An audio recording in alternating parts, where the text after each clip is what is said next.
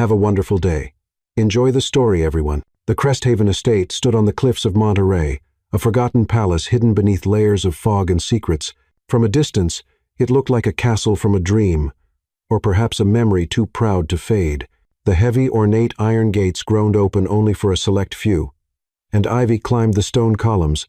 Silence reigned over the winding paths, broken only by the wind carrying the scent of the ocean through the marble corridors. Inside, time seemed to stand still. Every hallway, every antique clock, and every oil painting on the walls seemed to whisper of grandeur long past. In the heart of this vast mansion lived Edward Cresthaven, a man as elusive as the fog surrounding his home, billionaire, mogul, enigma.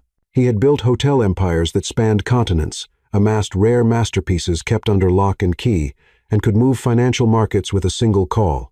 Yet, he dined alone, slept alone, and rarely smiled unless it was for the press. His staff had learned to move like shadows, efficient, invisible, and silent. That's how Edward preferred it. A man of habits, cold, precise, and unwavering. His mornings started at 6 with freshly brewed Colombian coffee, and his schedule was organized to the second. Emotions, he believed, were distractions, and distractions were dangerous. But in a house designed to silence all emotion, there was one presence that subtly disrupted his order. Clara Bennett, just a maid. Or so it seemed. She arrived early every day, wearing the same worn-out sneakers and tying her hair into a loose knot that always came undone by noon. She carried her cleaning supplies like a soldier carried armor, quietly, dutifully. Her uniform was always spotless, even when the world around her wasn't. She didn't speak unless asked, didn't pause unless instructed, and never complained, even when her hands turned red from scrubbing brass fixtures in winter. Yet, there was something else about her, something that couldn't be defined by her job or her silence. It was in the way her fingers lingered just a heartbeat longer on the edges of things. The way she adjusted a crooked painting not because it was required, but because it bothered her. The way she paused in front of the grand piano in the drawing room, her eyes softening as if she could hear music no one else remembered. Edward noticed. He would never admit it, not even to himself, but he noticed the light in her eyes when she thought no one was looking. He noticed how she moved, not like a servant, but like someone raised in the shadows, who had learned to carry dignity without permission.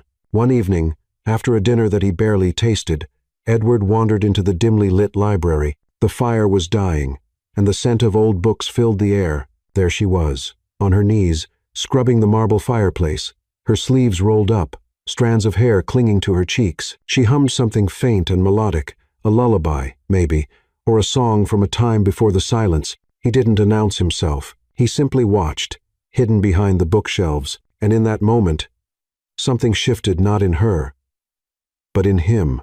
For the first time in years, Edward Cresthaven saw someone not trying to impress him, manipulate him, or take something from him. She was just there, present, real, and unafraid of being unseen. The next morning, Edward asked his butler over breakfast, "What's the name of the girl who cleans the East Wing?" The question, though simple, left the butler blinking. "Clara Bennett, sir." He nodded once. A name. It lingered on his lips longer than it should have. Clara. Days passed, then weeks, and he began to notice more. The scent of lemon polish after she cleaned, the faint hum she left behind like a trace of her soul, the way she handled the old chandelier crystals, as if each one was sacred. Her silence wasn't emptiness, it was resilience. Her presence wasn't invisibility, it was grace restrained. And suddenly Edward couldn't ignore what had once been background noise. He found himself listening for the sound of her footsteps, noticing the absence of her presence when she was off duty, wondering if she ever looked out from the high windows and dreamed beyond those walls. He told himself it was curiosity, but when the Silver Star charity ball approached a night of glittering gowns, political handshakes, and media lenses, he found himself uninterested in every socialite and model whose names filled the guest list. The thought crept in like a whisper. What if it was reckless, unorthodox, unacceptable by every elite standard? But Edward Cresthaven had never been a man to follow rules he didn't believe in. That afternoon, as rain tapped gently against the stained glass windows, he stood in his study, watching the east hallway through a heavy velvet curtain. Clara had just finished setting fresh flowers in the foyer. Her fingers brushed a single petal that had fallen. She didn't know he was watching, but for the first time, he didn't look away. And then, calm, cold, certain, He called for his personal tailor. The morning sun filtered through the stained glass windows of the Cresthaven estate, casting soft rainbows across the marble floors. Clara stood at the base of the grand staircase, wringing out a mop, the scent of lavender cleaner rising into the still air. Her hands moved automatically, following the same rhythm, the same steps day after day. She liked the silence. It was safer than words. Words brought attention, and attention was dangerous. She had learned long ago that invisibility was a kind of shield. In the orphanage on Elm Street, the loudest girls got into trouble, the quiet ones survived. Clara had mastered the art of shrinking herself until she became part of the furniture, useful, silent, forgotten. But that morning, something felt different. The butler, always composed, always unreadable, approached her just as she was folding the cleaning cloth into the linen cart. He cleared his throat. "Miss Bennet," he said stiffly. "Mr. Cresthaven wishes to see you in the drawing room immediately." Clara blinked. She must have misheard. The drawing room? Me? She hesitated, glancing down at her uniform plain, functional, with a faint bleach mark on the hem. Her palms were still damp. She smelled like lemon wax and floor soap. "Now?" she asked, her voice small. "Now," the butler repeated, his look leaving no room for questions. Her heart thudded unevenly as she walked through the corridor. Each step echoed louder than it should have. She passed portraits of Cresthavens long gone, stern faces staring down at her as if she didn't belong. When she reached the drawing room, the door was already open. Edward Cresthaven stood by the fireplace, one hand in his pocket, the other holding a crystal glass of water. He didn't look up at first. The fire cast a golden hue across his sharp, unreadable profile. She stopped just inside the doorway. "Sir." He turned slowly, his gaze settling on her like a weight. There was a pause, an awkward silence thick with something she couldn't name. Then he spoke. "I need you to come with me tomorrow night." Clara blinked. "Come with you, sir? To the Silver Star charity ball?" The words hung in the air, heavy and unexpected.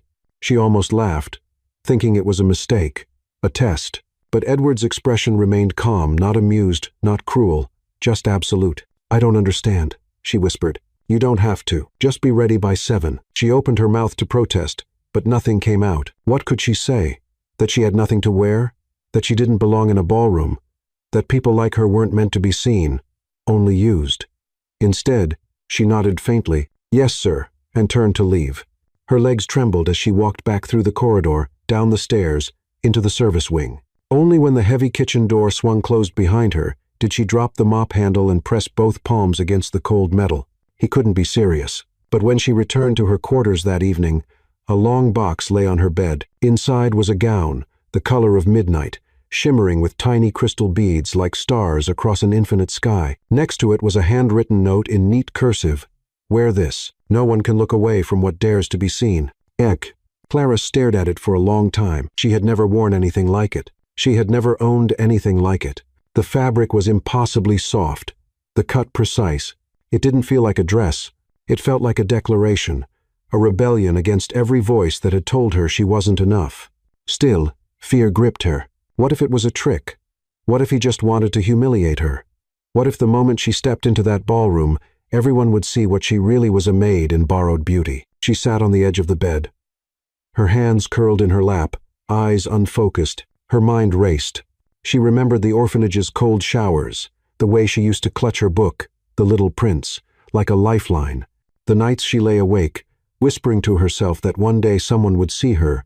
Was this that day, or just another illusion? Late that night, unable to sleep, she stood barefoot in front of the mirror. The dress shimmered in the moonlight. She hadn't put it on yet. She just stared at it, as if afraid it might vanish if she blinked. She didn't recognize the girl reflected in the glass. Not quite, but she didn't turn away.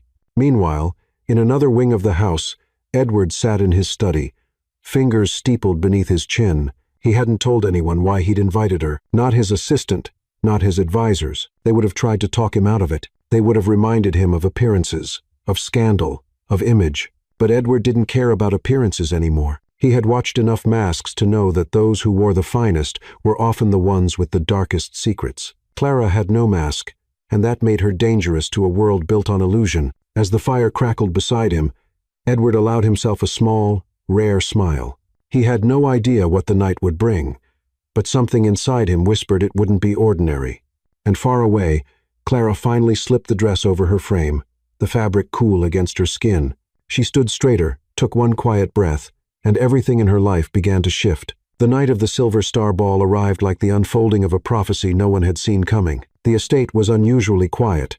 The staff instructed to remain discreet. Outside, black cars glided up and down the long stone driveway, headlights slicing through the mist like searchlights. The world beyond the gate belonged to the rich, the powerful, the untouchable, and for the first time, Clara Bennett was being pulled into it not as a servant, but as something entirely different.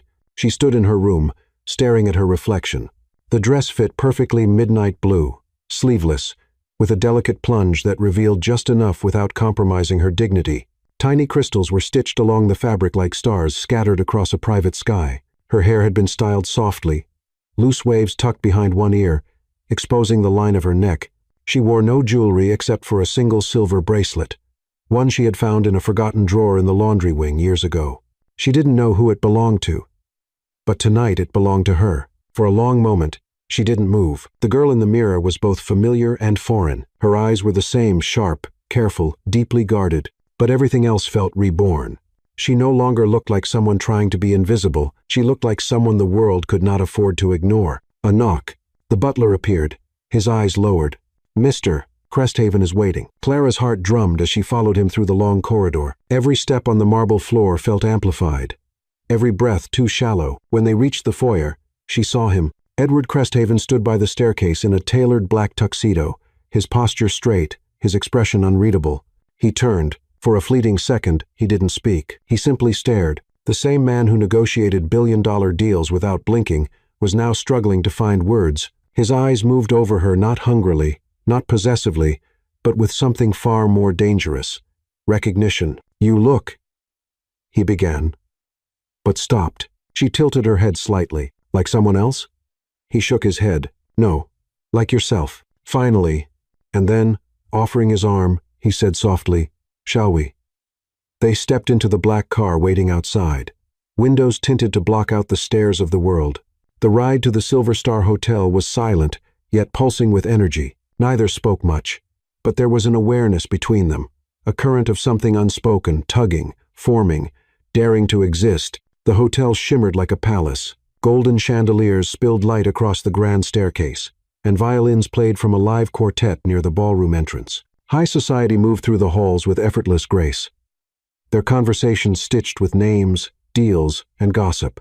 And then she stepped out of the car. Gasps rippled through the crowd. A girl no one recognized, wearing a dress more exquisite than most of the heiresses in attendance, her hand tucked gently into Edward Cresthaven's arm.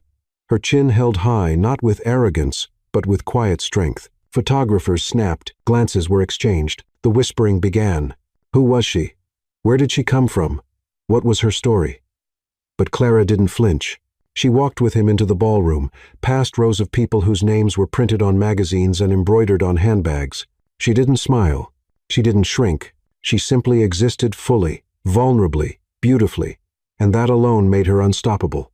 At the top of the staircase leading into the grand ballroom, the announcer cleared his throat. "Ladies and gentlemen, Mr. Edward Cresthaven and his guest, Miss Clara Bennett." It was the first time her name had ever echoed off marble walls and chandeliers. 1,000 eyes turned. Edward leaned closer. "Ready?" Her throat tightened. "No." He smiled. "Good." Then they descended.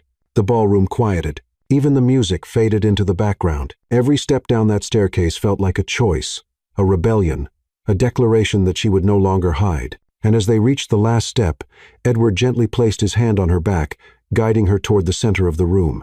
The violins resumed, playing a slow waltz. Without asking, he extended his hand. Clara hesitated, then placed her hand in his. They danced. Her steps were cautious at first, but his movements were steady, confident, reassuring. Around them, the elite watched, their champagne untouched, their conversations forgotten. It was like watching a story unfold that none of them had been invited to write. And still, she danced. She wasn't perfect.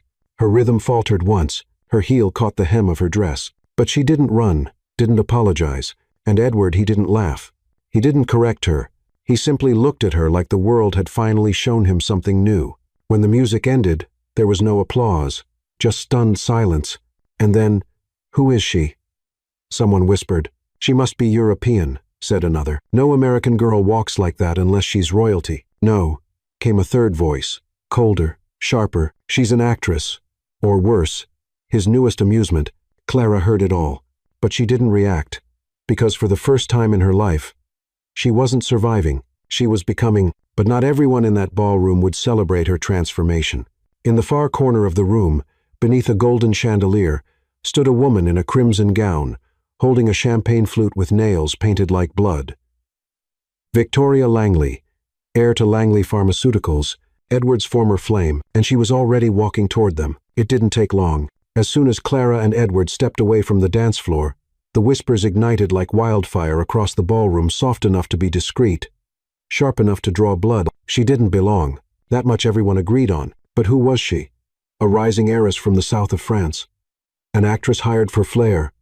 A scandal wrapped in satin? By the time Clara reached the refreshment table, a dozen narratives had already been invented for her, each one more scandalous than the last. She must be a countess, someone said near the bar, sipping gin with a hint of venom. Only foreign nobility walks with that kind of poise. No, she's a political pawn, whispered a woman in a silver gown. Edward's playing a long game. This is about the Carver deal.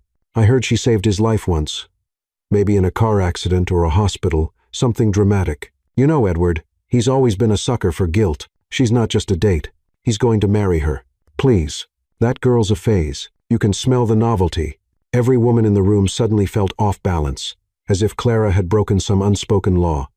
And every man, especially the married ones, watched her too long, too openly. But while the elite speculated, Clara walked through the ballroom as if none of it touched her, not because she didn't hear it was impossible not to, but because she had trained her entire life to survive being underestimated. The cruelty of polite society was no match for the silent humiliation she had endured as a girl scrubbing kitchen tiles on her knees. Still, there was a weight to it, 1,000 eyes pressing into her skin like pins. Every step in her heels felt heavier now, every smile harder to hold. She reached for a glass of sparkling water and barely sipped it, afraid her hand might shake. Across the room, she saw Edward speaking to a group of diplomats, calm, poised, powerful, as if the woman he had brought tonight wasn't causing a social earthquake under their feet.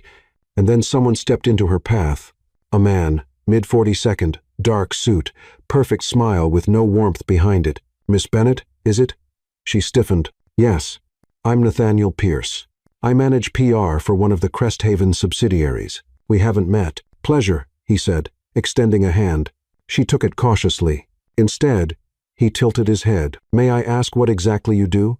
She hesitated. I work at the Cresthaven estate as staff. There. She held his gaze. Yes. A flicker of surprise crossed his face. Then amusement. Then something nastier. Well, he said smoothly, I suppose we all start somewhere. Before she could answer, he was gone, already turning to charm someone else. Clara exhaled slowly, then turned away from the crowd, heading for the far balcony. She needed air, silence, distance. Outside, the night was cooler. The city lights glittered beneath the horizon like spilled gold. She gripped the railing, letting the cool metal ground her. She had known it would be hard, but she hadn't expected the room to feel like a courtroom. From inside, muted through the glass, she heard laughter that wasn't laughter. Champagne glasses clinking like weapons, and a woman's voice rising a little louder than it should have. Oh, come on. Edward Cresthaven doesn't sunfall in love. He invests. Clara flinched. I heard she used to be a street girl. He probably picked her up on the way here. The words didn't crush her, but they cracked something. She looked down at her hands, resting gently on the edge of the balcony.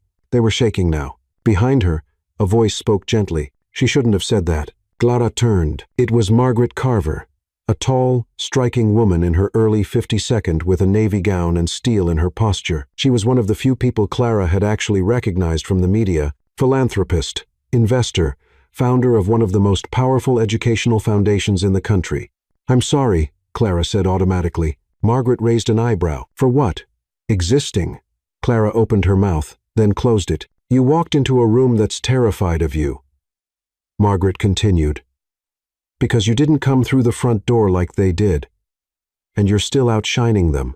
Clara blinked. I'm not trying to, I know. That's why it's working. For a moment, they stood in silence. Then Margaret added quietly, You don't know this yet, but tonight, You've already made history." Before Clara could respond, the door to the balcony opened again, and the temperature in the air changed. Victoria Langley stepped into the light.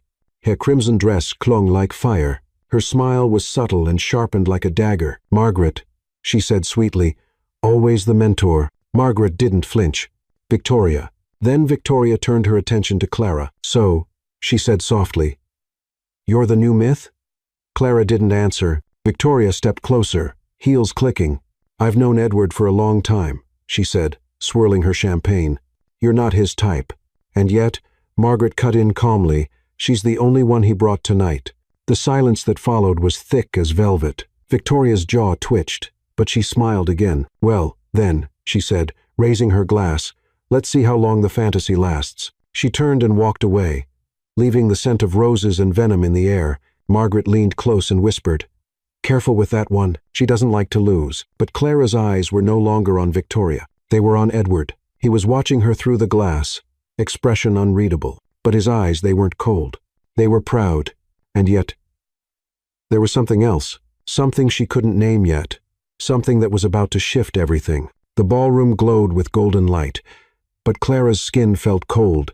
After the encounter on the balcony, her pulse hadn't settled. Victoria Langley's words clung to her like smoke sweetly poisonous, designed not to wound directly, but to unravel her from within. And yet, something inside her hadn't crumbled. Not this time. She had always survived by retreating into silence. It was her armor, her invisibility cloak. But tonight, silence felt different. It wasn't a retreat. It was a choice. She re-entered the ballroom with her chin lifted, not in defiance, but in quiet command. Eyes turned again. Her presence was no longer an anomaly. It was a disruption, a challenge, the kind that made socialites shift in their heels and whisper behind crystal flutes. She didn't smile, didn't try to soften her edges. She walked with the slow, deliberate grace of someone who had nothing to prove but everything to say. And it was in that exact moment that Victoria moved to intercept her again, like a shark circling open water. "Clara," she purred, holding 2 glasses of champagne as if offering peace. "I never had the chance to welcome you properly. That dress, it's daring, almost bold." Clara stopped. Victoria's eyes sparkled with false sweetness. "Edward has such a soft spot for lost causes, doesn't he? I suppose it makes him feel like a savior." Clara didn't take the bait, but she did take the glass. "Thank you," she said evenly. "I've heard a lot about you." "Oh, I'm sure," Victoria replied. Stepping closer, "It must be overwhelming. Suddenly surrounded by people who've had everything handed to them. Education, legacy, money, heritage." The word dripped like honey over a blade. Clara's eyes didn't flinch. "Overwhelming," she said, voice low and calm. "Maybe. But not unfamiliar. I've seen people like you before." Victoria tilted her head. "Have you?"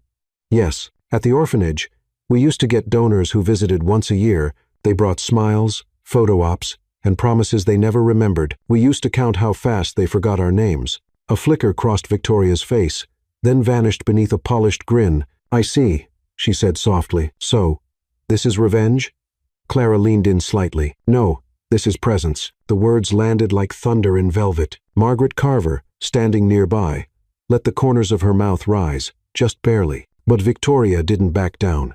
"You're not staying," she said coldly. "This is a moment, not a place." Clara took a slow sip of champagne, eyes never leaving hers. "Maybe, but this moment is mine, and you'll remember it." The silence between them stretched taut.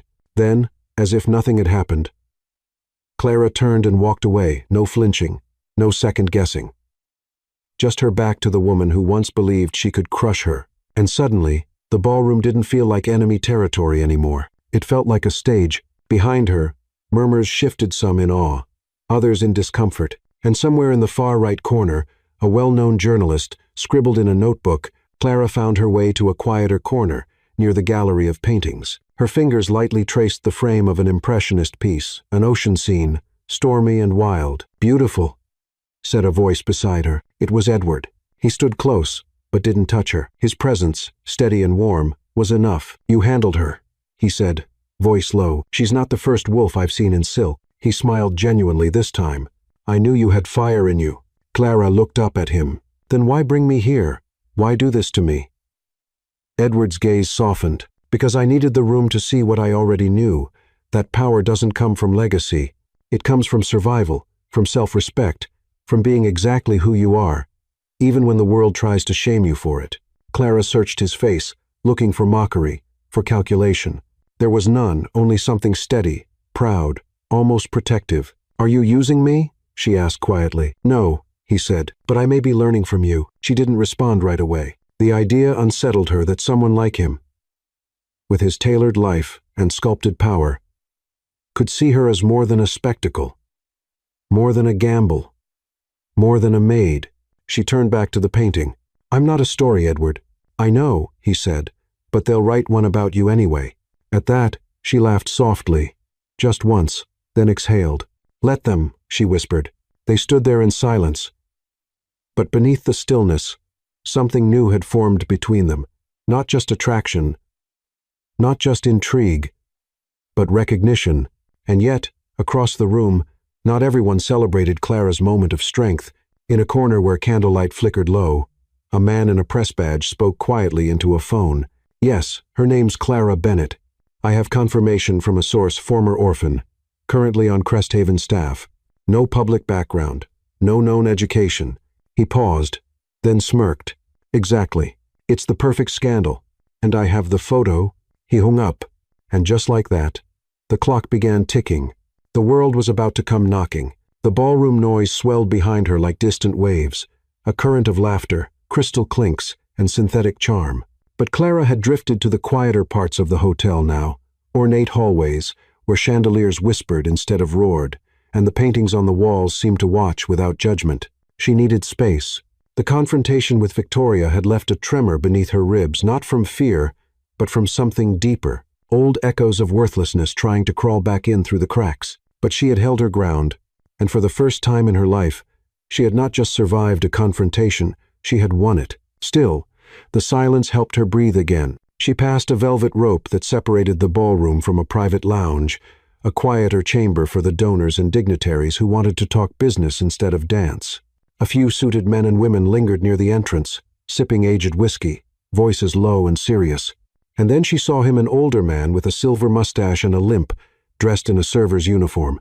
He moved slowly, carefully balancing a tray of empty glasses. His posture was tired, but precise, like someone who had served his entire life without asking for anything in return. At first, Clara didn't recognize him, but something about the way he tilted his head, the kindness in his tired eyes, tugged at her like a memory not quite recovered, and then he turned fully toward her.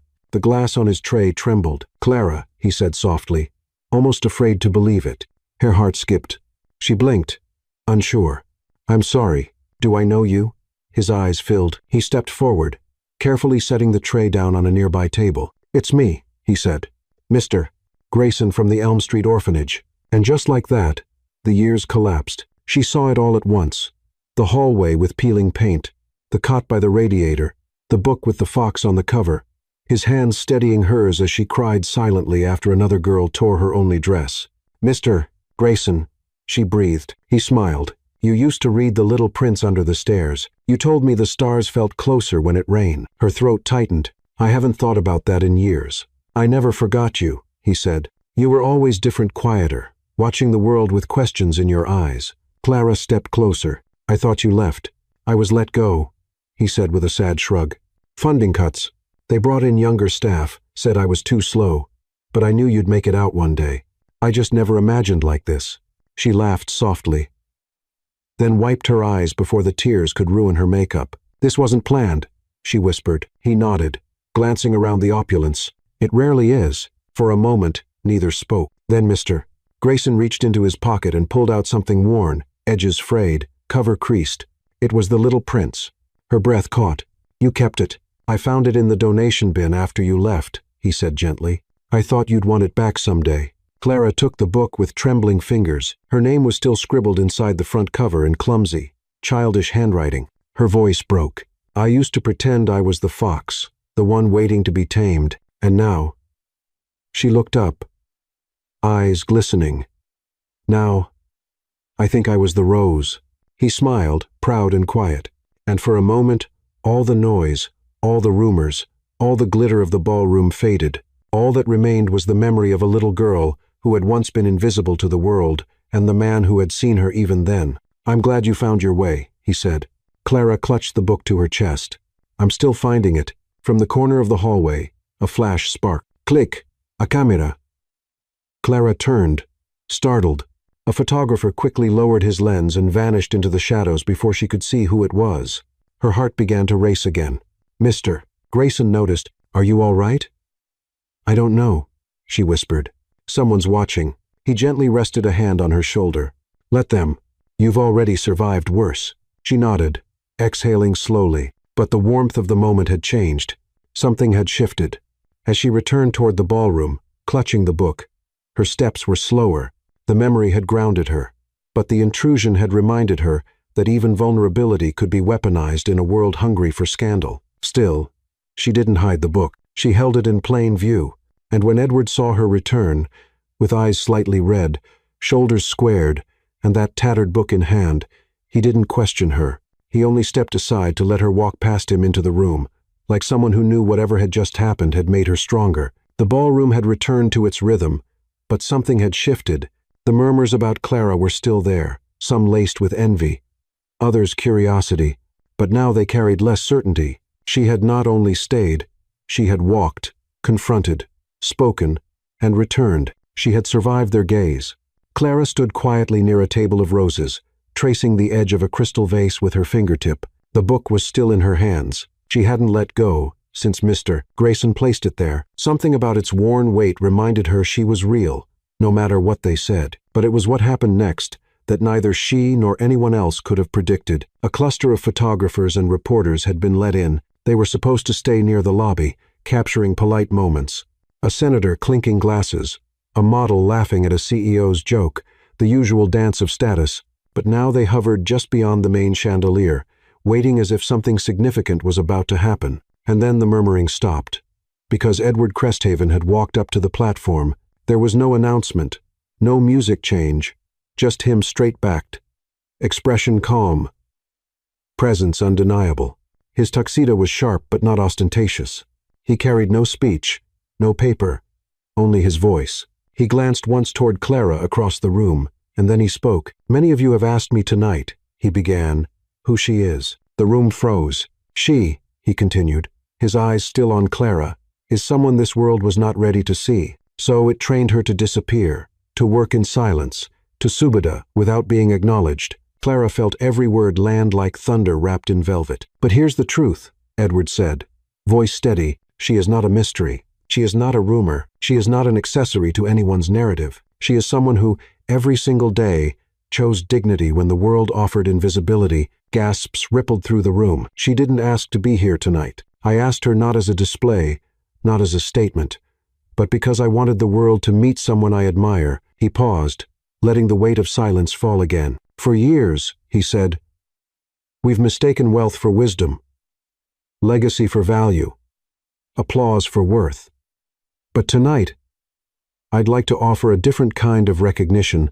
And then he stepped down from the platform, walked slowly, deliberately across the marble floor, past senators and CEOs, past old money and new influence, until he stood in front of Clara. The room held its breath. And then he reached out, not for her waist, not for her hand, but for her book. He lifted the little prince into the light. "This," he said, turning slightly to address the room, "is not just a book. It's a symbol of a girl who read by kitchen light, who scrubbed floors by day and dreamed quietly by night, who survived being forgotten, and who now stands here not because of me, but in spite of everything before me." He turned to her fully. "Thank you," he said, "for allowing me to witness you." Clara didn't know whether to cry or speak, so she simply nodded, but the silence that followed was no longer awkward. It was reverent. And then one clap, then another, then an eruption of applause that rolled through the ballroom like thunder, finally breaking through rain-heavy skies. Not everyone clapped, but enough did. Women in gowns lowered their eyes, humbled. Men in suits leaned forward, curious, and a girl from the catering staff, no older than Clara had been when she entered the estate, stood frozen near the back, tears quietly streaking her cheek, because in that moment, something unspoken passed between them. If she could be seen, maybe I could too. When the applause settled, Edward handed the book back to Clara. No grand gesture, no embrace, Just a look, one that said, "You've changed the temperature of this room, and you don't even know it yet." As the music returned and people began to move again, the ripple continued. Reporters took new notes.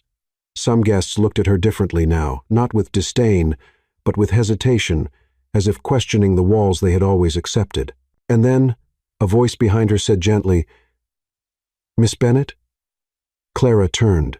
A journalist, microphone in hand, eyes searching. "Forgive me for interrupting, but I have to ask." Edward stepped back, giving her space. "Was tonight about love or a message?"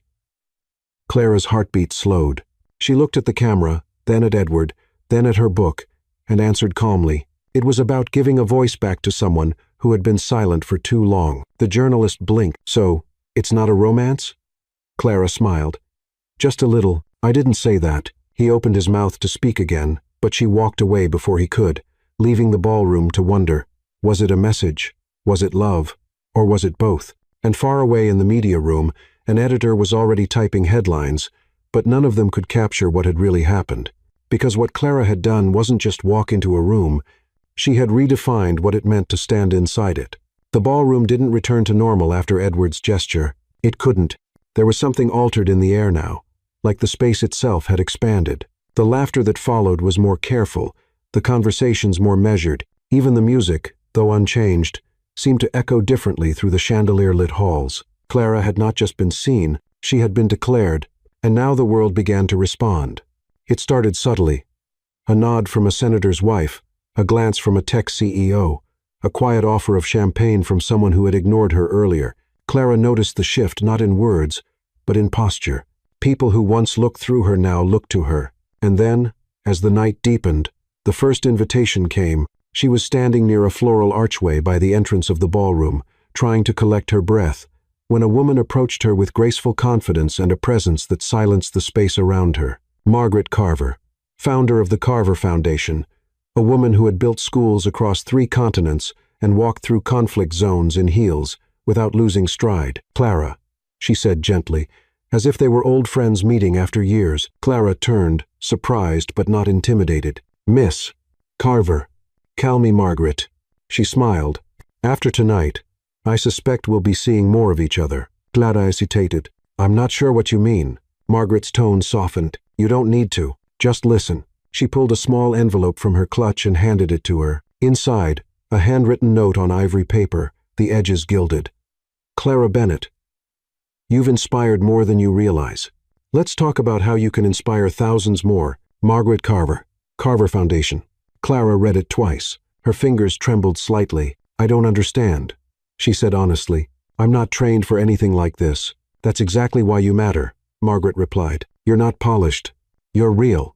You know what it means to be ignored, dismissed, overlooked. Girls all over this country feel the same way. And tonight, you lit something in them." Clara felt her throat tighten. Margaret leaned in.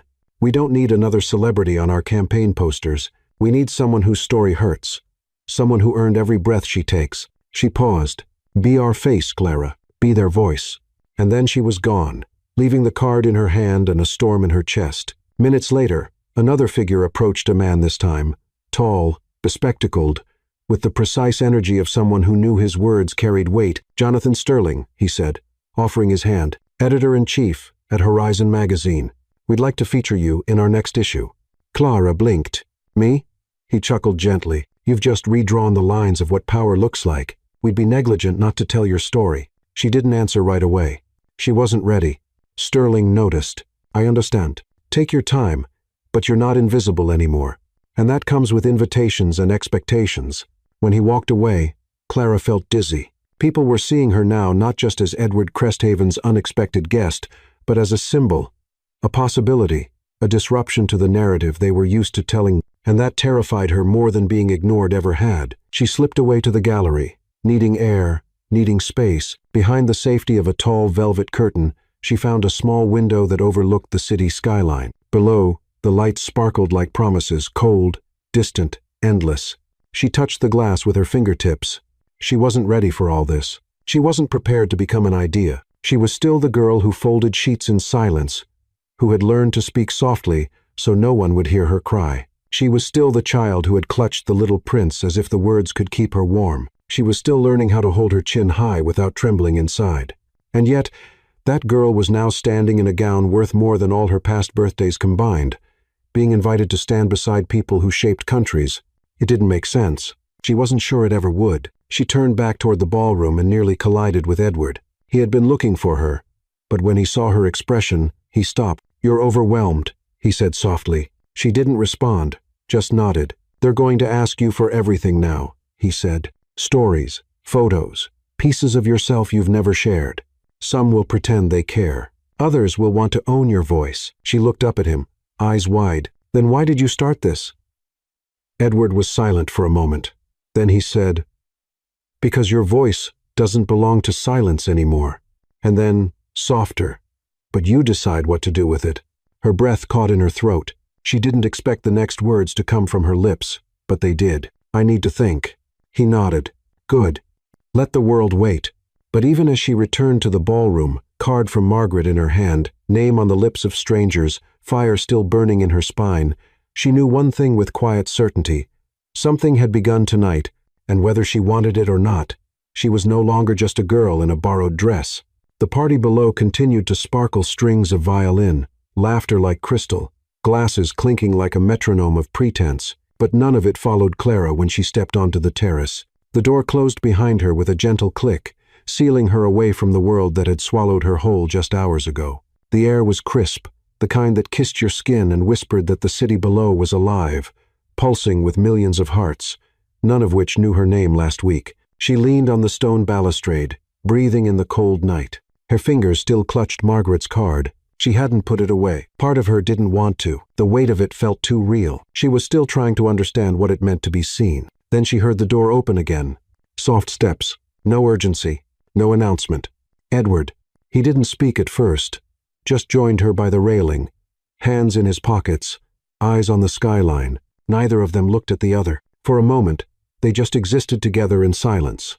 Then, with a voice lower than usual, Edward said, "Do you want to know why I asked you to come tonight?" Clara didn't answer right away. "I'm not sure I'm ready to hear it."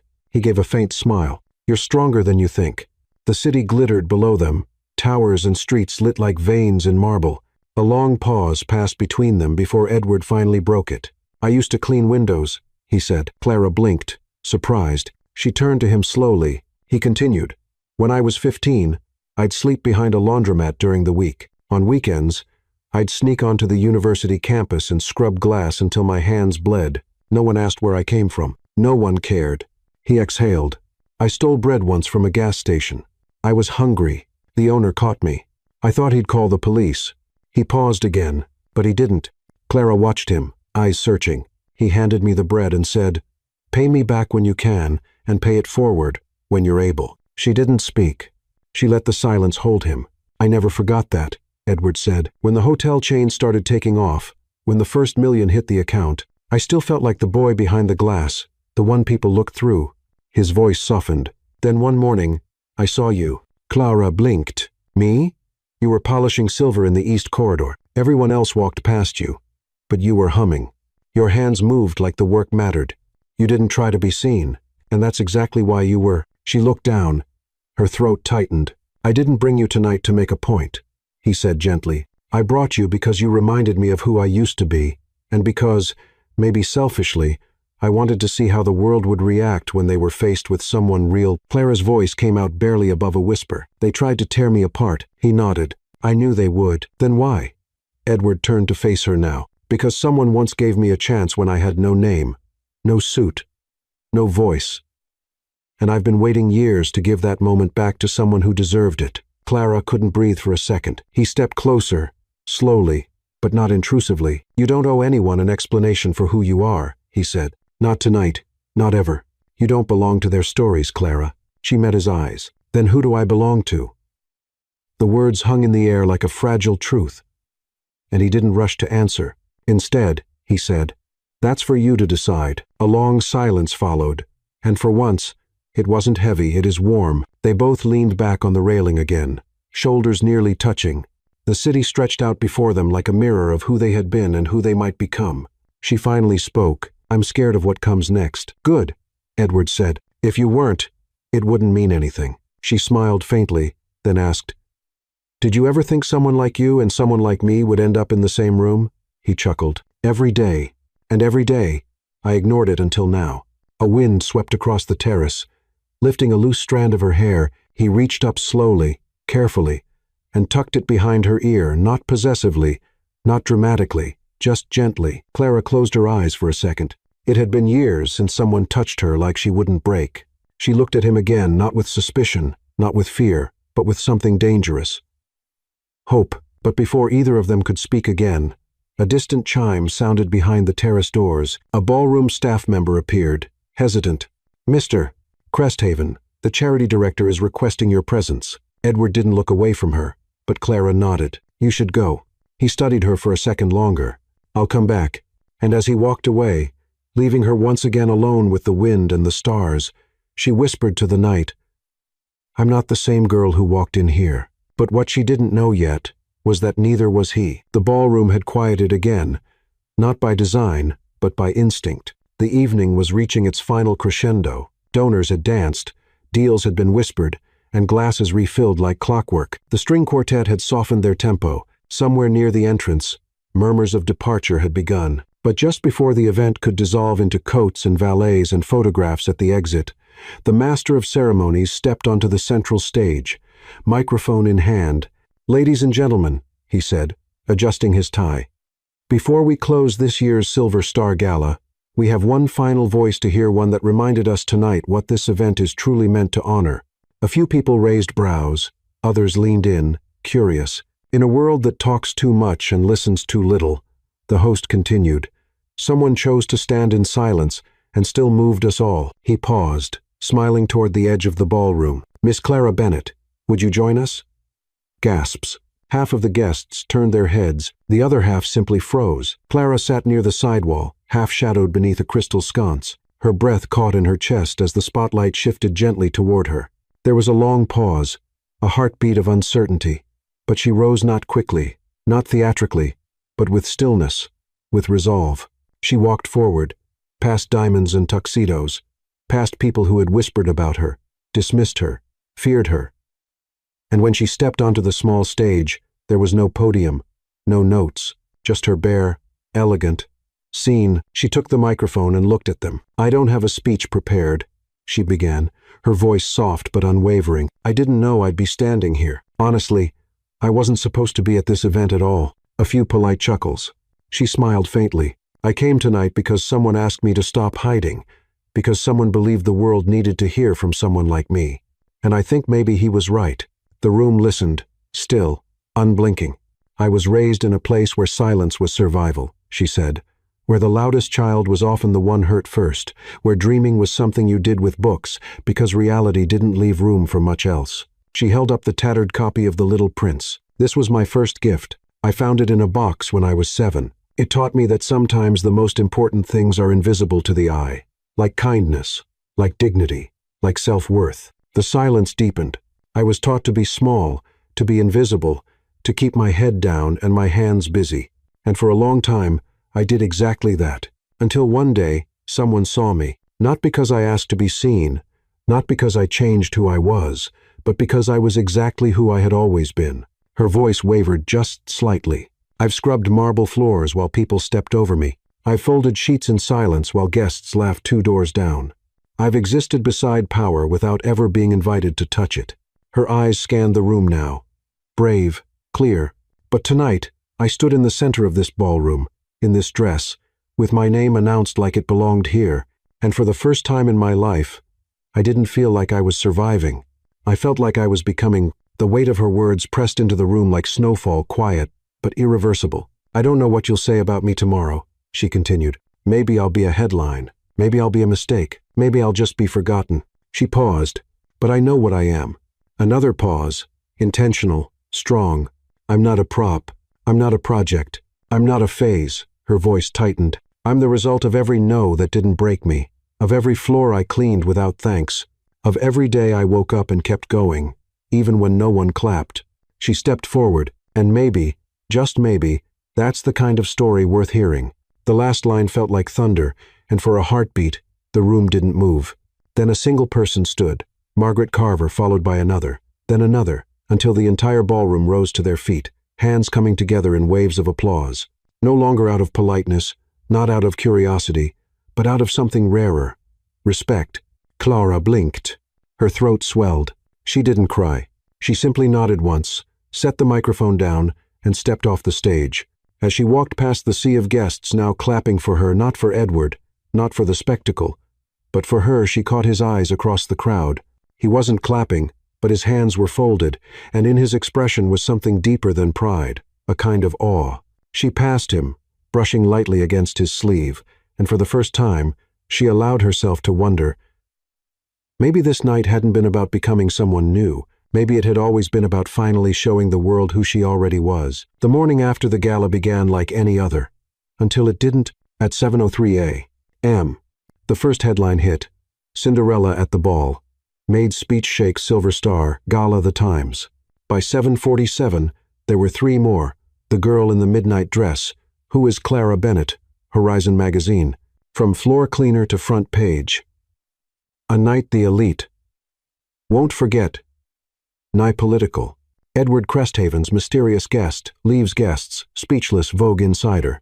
By 8:30, her name was trending in 3 countries. By 10, the story had reached breakfast tables across America, but more powerful than the media storm were the whispers on the ground in break rooms, in subway cars, in hospital corridors, in school lounges and single mothers' apartments, in community centers, on TikTok, and in the corners of women's shelters, and they didn't ask, "Who is she?"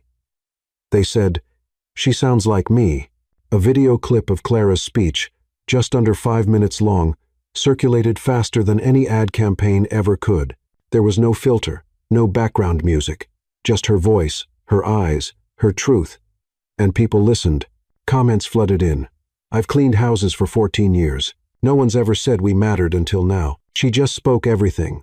I've never had the words to say. I watched this on the bus with my daughter. We cried together. She didn't just walk into that ballroom. She kicked the damn door open for the rest of us. But it wasn't just digital. In a high school in Detroit, a teacher printed her speech and taped it to the wall with the caption, "If you've ever felt invisible, read this." In a small diner in Oklahoma, a waitress wiped a tear behind the counter and said to a regular, "She made me feel proud to wear this apron." And in the basement of an aging women's shelter in East Harlem, someone whispered, "If she can be seen, maybe we can be saved." Meanwhile, Clara sat in the back seat of a black car, driving slowly through Manhattan. She hadn't slept. Her phone was on airplane mode. She hadn't opened it since midnight, but she didn't need to. She could feel the shift in the air, like a glass that had shattered and couldn't be put back together the same way again. Next to her, Edward was silent, respectfully so. He had insisted the driver take the long route back to the estate, not for comfort, but for time. She stared out the window, billboards, cafes, people living their lives like nothing had changed. But everything had, and not just for her. "Do you regret it?" he asked finally. Clara didn't respond right away. Then, softly, "No, but I'm scared." He nodded. "That means you're awake." She turned to him. "They're going to ask me to speak after, to lead, to represent. You don't have to do any of it," he said. "You already did more than enough." "That's the problem," she whispered. "Now I can't go back." She opened her phone. Hundreds of missed calls, thousands of messages, a voicemail from Margaret Carver, a dozen requests from talk shows, interview offers, even a message from a senator's assistant asking if she would consider sharing her story before the Congressional Subcommittee on Working-Class Women. She closed it again. It was too much. And yet, when she looked at her reflection in the window, she didn't see the maid from Cresthaven's estate anymore. She saw a woman with gravity, with something to lose. Back at the estate, she stepped out of the car into soft morning fog. The place looked the same, silent, gilded, unmoving, but Clara wasn't the same, and that was enough to change everything. In the kitchen, the staff watched her like they didn't know if they should speak. She gave them a nod, gentle, but commanding, not arrogant, just centered. She went upstairs to her room, now referred to quietly as Miss Bennett's quarters, and sat on the edge of her bed. The dress was still draped over the chair. The book still lay beside her pillow. She picked it up, The Little Prince. A page was folded where she'd left off years ago. She opened it. "You become responsible, forever, for what you have tamed." She closed her eyes. It wasn't about the fame or the applause. It was about the ripple, the quiet one, the invisible chain reaction of a girl being seen, and in that seeing, making others believe they could be seen, too. And somewhere across the country, in a modest home in New Mexico, a teenage girl closed her laptop after watching the video. She looked in the mirror and whispered, "Me too." The world didn't stop after the gala, but it did listen. The silence that had once defined Clara Bennett was now being replaced by echoes, echoes of something that couldn't be ignored anymore. Her words had stirred something dormant, something buried under dust and polite indifference. But Clara hadn't asked to become a symbol. She had only asked to be heard once. Still, the world kept calling. Every morning brought a new email, a new headline, a new invitation to speak. News outlets wanted interviews. Talk shows offered flights and hotel suites. Influencers wanted photos. Authors asked for co-written memoirs. She turned them all down. What she said that night had never been for a spotlight. It had been a release. A truth released from a cage, too long bolted shut. But now, she needed something quieter, something real. So she stayed at the Cresthaven estate a while longer. No longer as invisible staff, but as a woman in transition. She walked the same halls where she had once polished doorknobs. Only now she did it with purpose, with clarity. She found herself returning to the terrace each evening. That was where the noise settled, where her mind could breathe. The air was crisp, the garden lights flickered below, and often she brought the little prince with her not to read, but to remember. One night, as fog crept across the lawn and distant horns echoed from the city, she whispered aloud, "I don't want to be a headline." Edward was behind her. She hadn't heard him come. "You won't be," he said gently. "Not if you write your own story." That's when it clicked. She couldn't go back to silence, but she could choose how to use her voice. The next morning, she drafted a letter. Simple, honest, unfiltered. "It's about time we recognize the girls who have been ignored, forgotten, silenced. There are millions of girls in the world who have never been told their voice matters, who have been taught to be quiet, small, obedient. I was one of them. I'm not anymore, and I don't want them to wait as long as I did. So, I'm building something not for me, for them." That was the birth of Echoes from the Shadows, a grassroots initiative designed to find the girls the world had forgotten, to bring them out of corners, out of shelters, out of back hallways, and into light. The first event was held in a school gymnasium in Queens. No red carpet, no gowns, just folding chairs, chipped paint, and rows of teenage girls with tired eyes and guarded hearts. Clara stood in front of them. No microphone, no script. She told them about the girl who scrubbed silver in silence, about the night she walked down marble stairs and almost fell, about the moment she realized her invisibility wasn't her identity. She ended with, "You don't need to be saved. You need to be seen. And I see you." Some girls cried, some didn't, but all of them leaned in. From there, the movement grew. By the end of the month, there were mentorship circles in 5 cities. By the 3rd month, 20. Every time Clara walked into a room, she asked the same question. What were you never allowed to say? She didn't correct their grammar. She didn't judge their stories. She just let them speak. And slowly, the shadows began to thin. At night, she'd go home to the estate. Not the same girl who once lived in the staff quarters, but not someone entirely new, either just herself. Finally, Edward remained near, never imposing. He helped open doors, made quiet calls, redirected media interest toward the mission instead of the myth. Sometimes he sat in the back of her sessions, just listening. Once, after a workshop with girls from a group home in Newark, he pulled her aside. "You know," he said softly, "there are people who build empires from stone, and then there are those who build them from broken pieces." Clara looked at him. "And which one am I?" He smiled. "The one who taught me the second was possible. It wasn't romance yet, but it was something deeper, respect, mutual understanding, a connection forged in silence, built in truth." One night, a girl handed Clara a drawing she had made during a session. It showed a girl standing alone under a street lamp, her face barely visible. Across the top, written in pencil, "Thank you for turning on the light." Clara kept that drawing, framed it beside her desk. Alongside it sat The Little Prince, now aged with corners curled, pages lined with notes, a reminder that books could save, that a sentence could change a life. As the months passed, murals began appearing in unexpected places, alleys, train stations, school walls. All of them depicted the same silhouette, a girl standing on a staircase, holding a book to her chest, eyes forward. Underneath, "We were never voiceless. just unheard. It became the symbol of a movement she never intended to start. And still, she lived simply no luxury car, no publicist, no perfume ads, just a woman with a mission, a history, and, finally, a name that meant something beyond its absence. Because Clara Bennett was no longer the girl behind the curtain. She was the one who pulled it back. She didn't ask for the stage, nor for power. She just wanted to be heard. At least once. With her whole heart. But by breaking her own silence, Clara gave a voice to thousands of others, still living in the shadows, because sometimes, all someone needs is to be seen.